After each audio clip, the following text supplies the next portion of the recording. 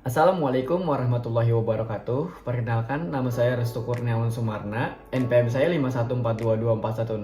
Saya dari kelas 2 IA 23. Nah, saya di sini akan menjelaskan materi tentang manajemen memori. Pertama-tama, apa sih yang disebut dengan memori itu? Jadi, memori adalah salah satu pusat kegiatan pada sebuah komputer karena setiap proses yang akan dieksekusi harus berada di dalam memori terlebih dahulu. Di dalam manajemen memori juga terdapat tujuan manajemen memori. Yang pertama ada meningkatkan utilitas CPU, yang kedua ada data dan instruksi dapat diakses lebih cepat oleh CPU, yang ketiga ada memori yang kapasitasnya terbatas, jadi harus efisien. Di dalam manajemen memori juga terdapat komponen utama. Nah, apa aja sih yang ada di dalam komponen utama manajemen memori? Jadi yang pertama itu ada alokasi memori. Yang kedua ada segmentation dan paging, yang ketiga ada swapping, dan yang terakhir ada virtual memory. Yang pertama alokasi memori. Jadi apa sih alokasi memori itu? Jadi alokasi memori adalah proses pendistribusian blok memori untuk program yang memerlukannya. Ini bisa dilakukan secara statis atau sebelum eksekusi, atau juga bisa dilakukan secara dinamis atau selama eksekusi. Yang kedua ada segmentation dan paging. Jadi segmentation dan paging ini adalah dua teknik utama untuk mengelola memori fisik. Yang pertama ada segmentation. Segmentation memori dibagi menjadi segmen-segmen yang berbeda berdasarkan fungsinya, seperti segmen code, segmen data, dan segmen stack. Yang selanjutnya ada paging. Paging memori dibagi menjadi blok-blok kecil yang disebut halaman, dan setiap halaman memiliki ukuran yang sama. Halaman-halaman ini dipetakan ke frame dan memori fisik yang memungkinkan penggunaan memori yang lebih fleksibel dan mengurangi fragmentasi.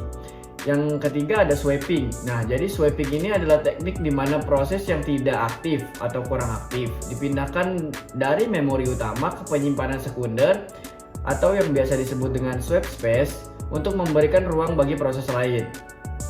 Yang selanjutnya ada virtual memory. Nah, virtual memory ini adalah sebuah metode yang memungkinkan program yang lebih besar dari memori fisik untuk berjalan. Jadi, ini dilakukan dengan menyimpan bagian-bagian program di disk dan hanya memuat bagian yang diperlukan ke memori utama. Yang selanjutnya, di dalam manajemen memori itu terdapat fixed partition.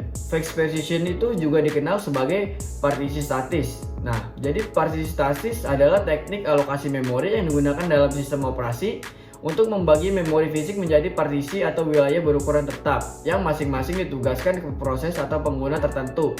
Setiap partisi biasanya dialokasikan pada waktu boot sistem dan tetap didedikasikan untuk proses tertentu hingga partisi tersebut menghentikan atau melepaskan partisi tersebut. Selanjutnya juga ada dynamic partition. Teknik manajemen memori di mana partisi memori dibuat dan diubah secara dinamis sesuai dengan kebutuhan proses yang sedang berjalan. Dalam skema ini, memori utama awalnya merupakan satu blok besar yang belum dipartisi. Ketika sebuah proses yang meminta alokasi memori, sistem operasi akan mencari blok memori yang cukup besar dan mempartisinya sesuai dengan kebutuhan proses tersebut. Yang selanjutnya ada virtual memory. Virtual memory itu adalah teknik manajemen memori di mana memori sekunder dapat digunakan seolah-olah itu adalah bagian dari memori utama. Jadi memori virtual adalah teknik umum yang digunakan dalam sistem operasi atau OS komputer. Memori virtual menggunakan perangkat keras dan perangkat lunak untuk memungkinkan komputer mengkompensasi kekurangan memori fisik untuk sementara mentransfer data dari memori akses acak atau RAM ke penyimpanan disk. Selanjutnya ada tiga teknik dalam dynamic partition allocation. Yang pertama yaitu ada base fit, yang kedua ada first fit, yang ketiga ada worst fit. Jadi yang pertama itu base fit. Jadi singkatnya aja, pengalokasian berdasarkan alamat terendah atau fresh area paling dekat dengan operating system.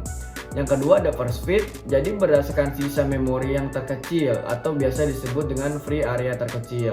Yang ketiga ada worst fit, berdasarkan sisa memori terbesar atau biasa disebut dengan free area terbesar.